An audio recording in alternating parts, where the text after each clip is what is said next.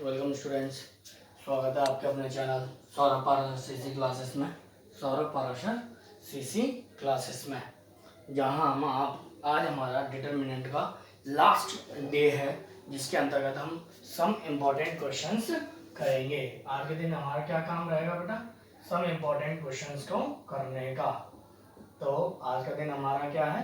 Some important questions. Now अब आज जो हम क्वेश्चंस करेंगे बेटा, वो बोर्ड के एग्जाम में सबसे ज्यादा बार पूछा जाने वाला क्वेश्चन है। सबसे ज्यादा बार पूछे गए हैं वो क्वेश्चंस बेटा, और कंफर्मली उन जैसा एक क्वेश्चन जरूर आ जाता है मैक्सिमम ऑफ द टाइम। तो बेटा आप लोग ध्यान रखें, इन क्वेश्चंस की प्रैक्टिस आपको सबसे ज्यादा करनी है। अब किस तरह के वो क्वेश्चन है जरा वो देख लेते हैं।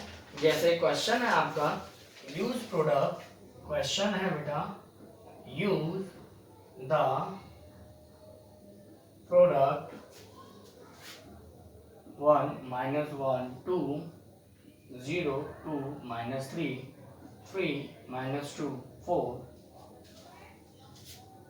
यहाँ पर -2, यहाँ पर 0, यहाँ 1, यहाँ 9, यहाँ 2, यहाँ -3, यहाँ 6, यहाँ 1, यहाँ -2। To solve the system of equation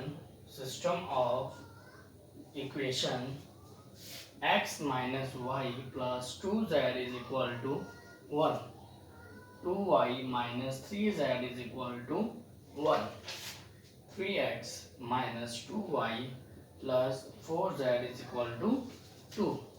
अब हमारे पास में ये क्वेश्चन है जहाँ पर हमें सॉल्व करना है क्वेश्चन को। तो किस प्रकार से हम इन क्वेश्चंस को सॉल्व कर सकते हैं जिससे कि हमारे पास x y z की वैल्यू आ जाए। तो आप कहेंगे सर ये क्वेश्चन तो very easy sir, simple question है, वैसे जैसे आपने पिछली वीडियोस में बताया हुआ है हम वैसे ही कर सकते हैं। हाँ बेटा, बट वो कह रहा है कि इस क्वेश्चन का आंसर आप तब बताएंगे जब आप इनका प्रोडक्ट करेंगे, उसके बाद जो प्रोडक्ट निकल कर आएगा देन आप उसके बाद फिर उसका यूज करते हुए इसे सॉल्व करेंगे। बहुत बड़ी दिक्कत हो गई बेटा ये तो नहीं बेटा, बहुत इजी क्वेश्चन है। आपको करना कैसे है कि आप सबसे पहले ये जो मैट्रिक्स दे रखी है इसे ए मान लीजिए, और ये जो मैट्रिक्स दे रखी है आप इसे बेटा बी मान लीजिए।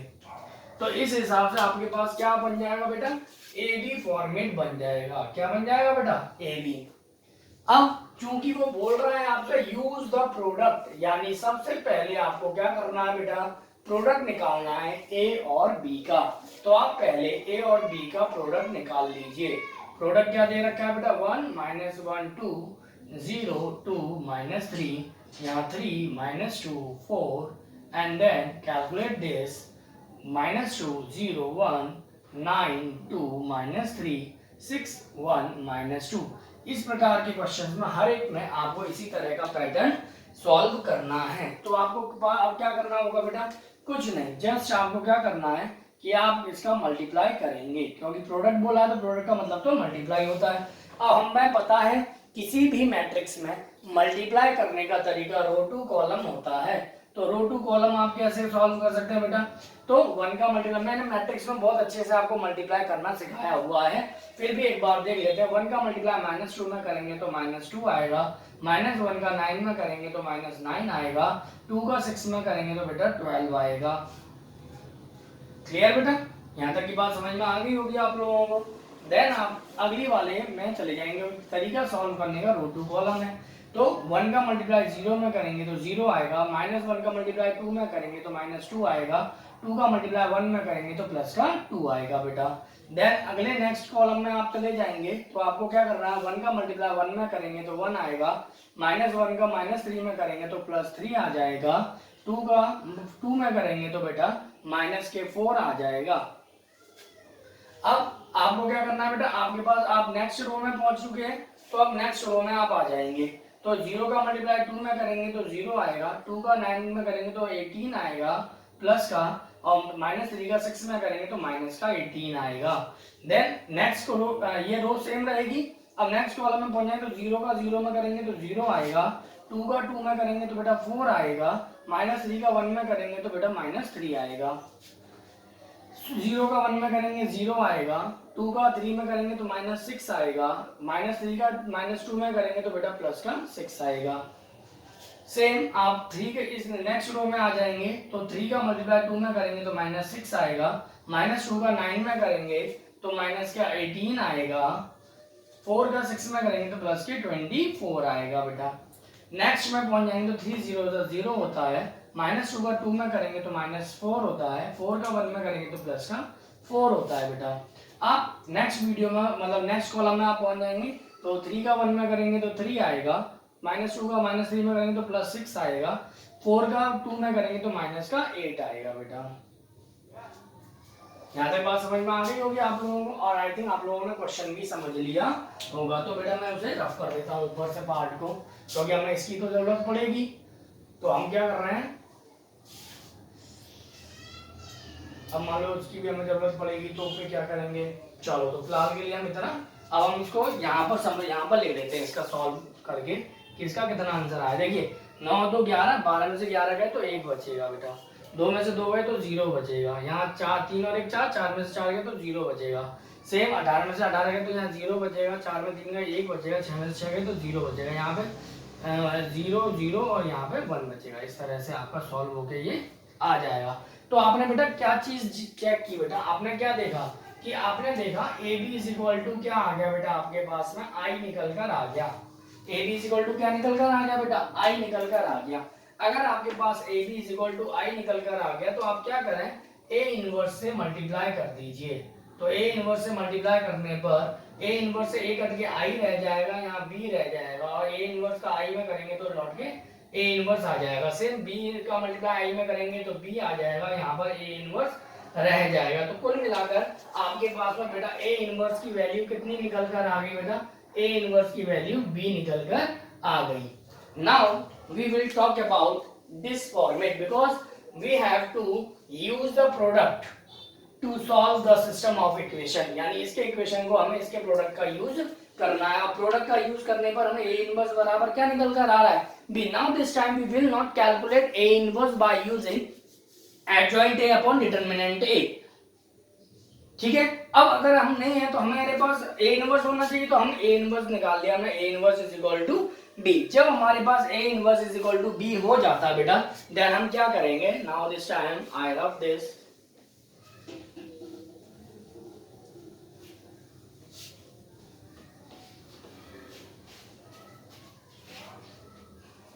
okay then अब first of all we should write this format into the format like ax is equal to b, as we know that when we have this format then we will use this format ax is equal to b।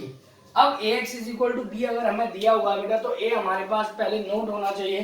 तो a हमारे पास क्या होगा बेटा, 1 होगा, -1 होगा, और यहाँ पर 2 होगा, यहाँ पे 0 होगा, या 2 होगा, या -3 होगा बेटा।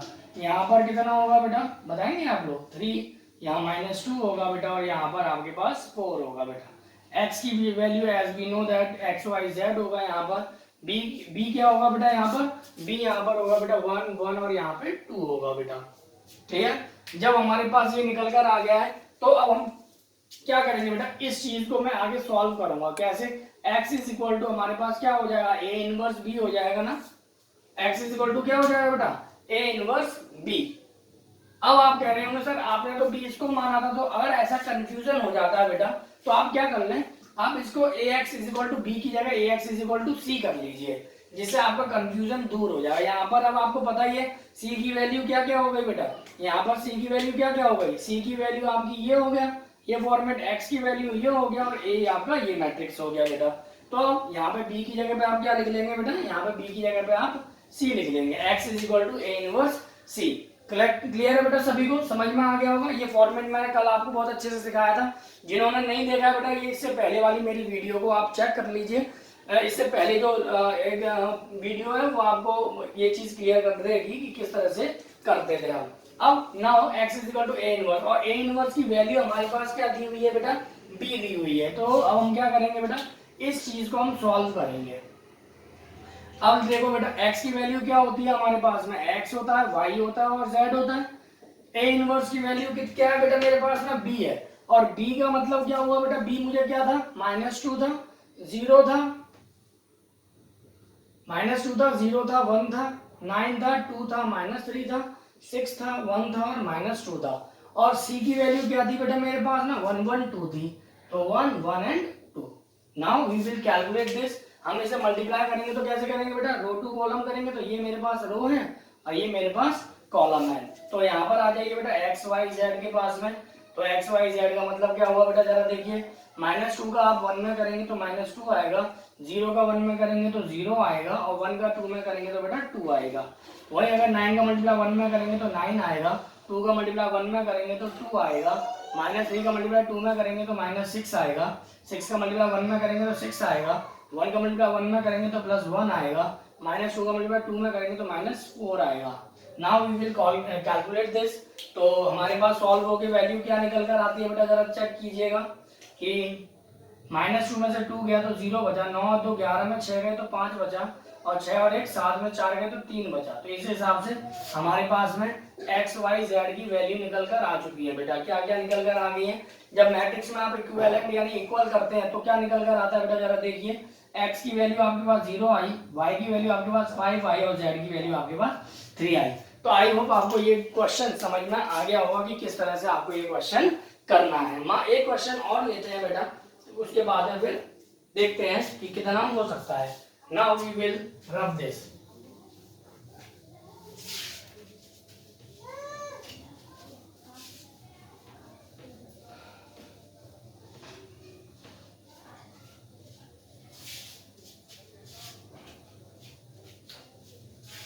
अब हम यहाँ पर आ जाते हैं बेटा नेक्स्ट में, क्या है, सपोज कीजिए आपके पास में क्वेश्चन दिया हुआ है। वो क्वेश्चन कैसा है आपसे, प्रूव दैट क्या कहता है, प्रूव दैट द डिटरमिनेंट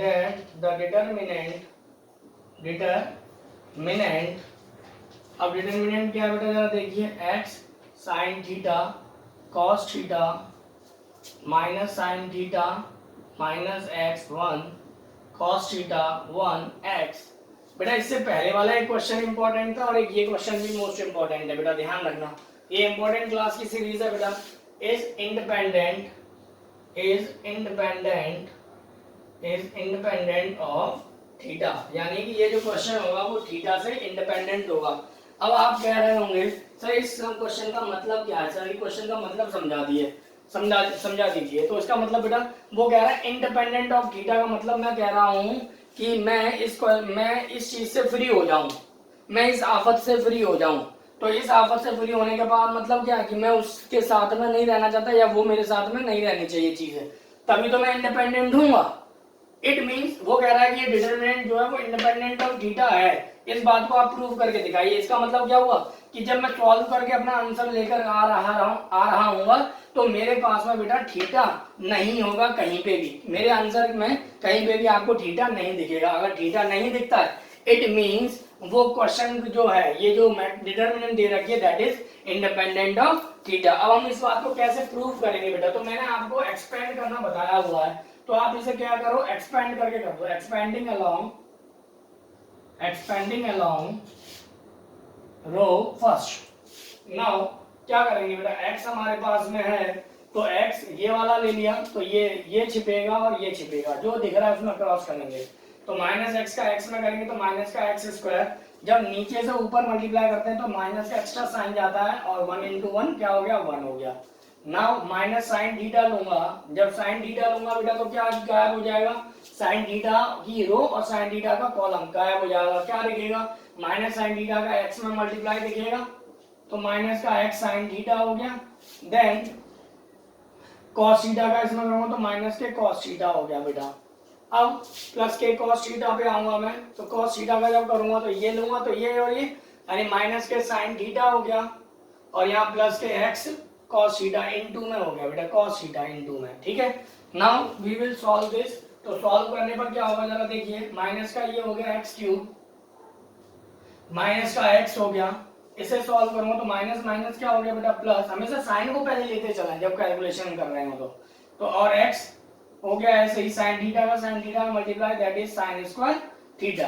अब माइनस माइनस क्या हो गया, प्लस हो गया, sine theta into cos theta करूंगा तो sine theta into cos theta हो गया बेटा। नाउ अब प्लस प्लस का मल्टीप्लाई माइनस करूंगा तो माइनस, यहाँ हो जाएगा cos theta into sine theta. Now plus x cos square theta. यहाँ तक आपको समझ में आ गया होगा, मैंने कॉस थीटा का मल्टीप्लाई कॉस थीटा में कर दिया और एक्स मल्टीप्लाई में पहले से था। अब जरा देखिए sine theta into cos theta यहाँ प्लस का है और sine theta into cos theta यहाँ माइनस का है। इसका मतलब ये पूरे से ये पूरा कैंसिल आउट हो गया। अब यहाँ पे देखिए बेटा जरा क्या रहेगा बेटा, जरा देखना, minus X cube as it is रहा, माइनस एक्स ऐसे ही रहा, प्लस एक्स इसमें से और इसमें से x कॉमन है, कॉमन ले लिया, यहाँ क्या रह गया बेटा sine square theta plus cos square theta. Sine square theta plus cos square theta की वैल्यू 1 होती है, 1 इंटू एक्स, एक्स रह गया तो कुल मिलाकर minus X cube minus x plus x रह गया बेटा। अगर आप देखें तो एक्स से एक्स क्या हो गया बेटा, कैंसिल हो गया, क्या रह गया अब आपके पास में माइनस के एक्स क्यूब रह गया। अब आप देखिएगा ये आपका आंसर है बेटा। अब आपको मालूम चल गया कि अगर माइनस एक्स क्यूब इसका सॉल्व होने के बाद आंसर आ रहा है तो इसका मतलब क्या, ये जो है वो इंडिपेंडेंट ऑफ थीटा है। इट मींस आपको ये बात समझ में आ गई होगी कि किस तरह से हमें ये क्वेश्चन सॉल्व करना है। अगर आप लोगों को ये चीज समझ में आ गई है तो अब एक क्वेश्चन और देखेंगे, last question and then very very important question है बेटा। उसके बाद हम इस टॉपिक पर विराम लगाएंगे और इस टॉपिक को आज खत्म करेंगे। लेकिन फिर भी मैं ये कह रहा हूँ बेटा, मैंने कॉन्सेप्ट समझाए हैं, लेकिन अगर आप प्रैक्टिस नहीं करेंगे नंबर ऑफ क्वेश्चंस की तो आपको कुछ भी पल्ले नहीं पड़ेगा। बिकॉज आपको प्रैक्टिस तो करनी पड़ेगी, बिकॉज कंपटीशन इतना हाई है ना कि every student has wanted, means all the persons want that number should be higher than other person, means top करना चाहते हैं हर कोई, सबके मन में कंपटीशन है बेटा। तो क्यों ना हम भी उस चीज को हासिल करें बेटा। कैसे कर सकते हैं बेटा, उसका तरीका केवल एक ही है, दैट इज हार्ड वर्क। अगर आप कठिन परिश्रम नहीं करेंगे तो बेटा आप जो चाहते हैं वो अभी कभी भी गेन नहीं कर सकते हैं। इसी बात पर हम एक क्वेश्चन और ले लेते हैं। जितने भी बच्चे वीडियो को स्किप करके देखते हैं उनको प्रॉब्लम बहुत ज्यादा होती है कि वो स्किप कर देते हैं, फिर आगे की चीज समझ में नहीं आती है, फिर वो वापस से पीछे का देखते हैं कि यार सर ने क्या बताया था। तो इसके लिए जरूरी क्या कि बार बार गलती हो, उससे तो अच्छा है कि हम एक ही बार में उसको धीरे धीरे करके पूरा देख लें। क्योंकि मैं वीडियो भी बहुत ज्यादा लंबी नहीं बना रहा हूँ, टुकड़ों में बना रहा हूँ, जिससे कि आपको एक टॉपिक है लेकिन पूरा आप उस चीज को समझ लें। अगर ये वीडियो अगर आप लोगों ने नहीं देखी बेटा, जो इंपॉर्टेंट क्वेश्चंस की है, तो आई थिंक आप लोगों को बहुत ज्यादा प्रॉब्लम क्रिएट हो सकती है। तो मैं सभी से ये कहूंगा कि कृपया कर वीडियो को पूरी देखें और स्किप ना करें। तो without expanding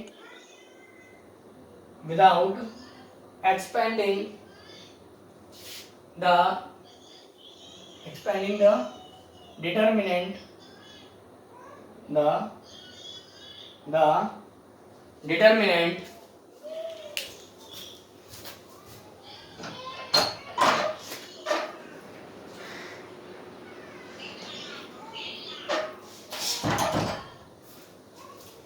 determinant prove that a square bc b square ca c square ab is equal to 1 a square a cube 1 b square b cube 1 c square c cube। ये मतलब आपको इससे ये लेकर के आना है। अब आप कैसे लेकर आएंगे सोचिए। तो अब आपको समझ में नहीं आ रही है तो हम क्या करते हैं, LHS पोर्शन ले लेते हैं। अब LHS में हम क्या कर रहे हैं, हम कर रहे हैं रो 1 में A रो 1 कर रहे हैं, रो 2 में B रो 2 कर रहे हैं और रो 3 में C रो 3 कर रहे हैं बेटा। आई थिंक समझ में आ गई होगी बात की क्या करना हमें। अब रो 1 में जब मैं A से मल्टीप्लाई करूंगा बेटा तो जरा देखिए ये A स्क्वायर हो जाएगा, ये A क्यूब हो जाएगा और ये ABC हो जाएगा। जब B का मल्टीप्लाई करूंगा तो ये B स्क्वायर हो जाएगा, ये B क्यूब हो जाएगा और ये देखिए CA है तो B की कमी तो है, तो इसका इसका मतलब अगेन ए बी सी हो जाएगा। सी का करूंगा तो सी स्क्वायर हो जाएगा, सी क्यूब हो जाएगा, यहाँ पर ए बी सी हो जाएगा। लेकिन मैं ए बी सी का मतलब अपने आप कर रहा हूँ बेटा, इट मीन्स मेरे क्वेश्चन का फर्क ना पड़े, क्योंकि मैथ यही तो कहती है कि कुछ भी फर्क ना पड़े, कुछ भी करो मल्टीप्लाई डिवाइड, बट मेरे क्वेश्चन का फर्क नहीं पड़ना चाहिए। तो मैं क्या कर रहा हूँ, ए बी सी से डिवाइड भी दे रहा हूँ। अब मेरे क्वेश्चन में कोई फर्क तो नहीं पड़ेगा, नहीं पड़ेगा बेटा ना। अब हम क्या करेंगे, अब मुझे क्या दिख रहा है बेटा, अब मुझे दिख रहा है C3 में कॉमन दिख रहा है ए बी सी, तो A B C common from ABC common from C3।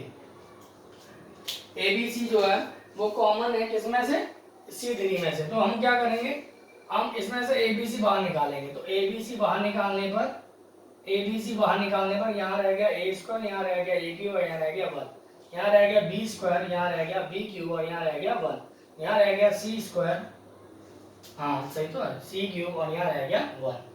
अब आप कहेंगे सर आप ये क्वेश्चन क्यों करा रहे हैं, तो बेटा आपको प्रॉपर्टी नंबर फर्स्ट याद होगी और सेकंड प्रॉपर्टी याद होगी। तो जो मैंने डिटरमिनेंट की प्रॉपर्टीज में कराया था, पहली प्रॉपर्टी कराई थी कि अगर किसी भी डिटरमिनेंट की रो को कॉलम में बदल देते हैं तो उसके डिटरमिनेंट में कोई फर्क नहीं पड़ता, लेकिन किसी डिटरमिनेंट की दो रो या दो कॉलम को आपस में इंटरचेंज कर देते हैं तो उसकी वैल्यू तो सेम रहती है बट साइन बदल जाता है। तो मैं उसी प्रॉपर्टी को समझाने के लिए मैंने ये लिया हुआ है। तो फिलहाल एबीसी से एबीसी कट गया। अगर मैं प्रूफ देखूं तो ये 1 जो है मेरा C1 में आना चाहिए। तो बेटा जी मैं क्या कर रहा हूं, देखिए C1 को C3 से रिप्लेस कर रहा हूं। अब C1 को C3 से रिप्लेस करूं तो वैल्यू पे तो कोई फर्क नहीं पड़ेगा, बट साइन बाहर का आ जाएगा, माइनस का आ जाएगा। तो वैल्यू में माइनस का आ जाएगा, तो 1 1 1 हो गया, यहाँ a क्यूब हो गया, यहाँ b क्यूब हो गया, यहाँ c क्यूब हो गया, और यहाँ बेटा a स्क्वायर हो गया, यहाँ b स्क्वायर हो गया, और यहाँ पर c स्क्वायर हो गया। अगेन देखिए बेटा क्या हमारा प्रूफ आया, नहीं आया।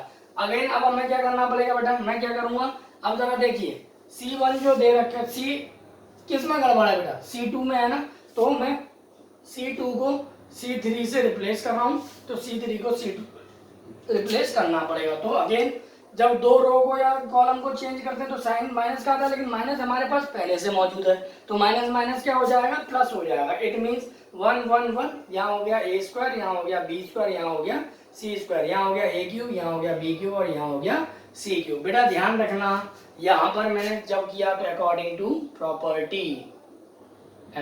टू प्रॉपर्टी मैं लिख देता हूँ यहाँ पे, जिससे आप लोग, क्योंकि स्किप करने की आपकी पुरानी आदत है, मुझे मालूम है आप फिर से स्किप करेंगे और फिर भूल जाएंगे कि क्या किया था, प्रॉपर्टी, अकॉर्डिंग टू प्रॉपर्टी। तो आपका ये देखा हैंस प्रूव यहाँ पे कहानी हो जाती है। इसी चीज से हमारा चैप्टर का यहाँ पे दी एंड हो जाता है। अब अगर हमारे चैप्टर का यहाँ पे दी एंड हो गया है, इसका मतलब अब उम्मीद करता हूँ कि ये वीडियो और ये चैप्टर आप लोगों को बहुत अच्छे से समझ में आ गया है। अगर समझ में आ गया है तो कृपया कर कमेंट बॉक्स में सब थम्स अप देंगे और लाइक ज्यादा से ज्यादा देंगे, क्योंकि मैं देख रहा हूँ कि आप लोग वीडियो तो देख लेते हैं बट लाइक नहीं करते हैं, क्योंकि जितने व्यूज आते हैं उस हिसाब से लाइक नहीं होते हैं। कोई प्रॉब्लम है, कोई वीडियो में दिक्कत है, कोई टॉपिक नहीं समझ में आता तो कमेंट सेक्शन में आप लिख कर दें, मैं नेक्स्ट वीडियो में उस टॉपिक को 110% आपके साथ शेयर करूंगा और आपको समझाने की कोशिश करूंगा। तो आई होप ये वीडियो आपको अच्छी लगी होगी, तो लाइक करें, ज्यादा से ज्यादा शेयर करें भाई, शेयर करो और साथ में हमारे साथ बने रहने के लिए सब्सक्राइब करना ना भूलें, जिससे कि आपको नोटिफिकेशन टाइम टू टाइम मिलती रहे, और बेल आइकन को भी प्रेस कर लेना। बाकी का जय हिंद जय भारत।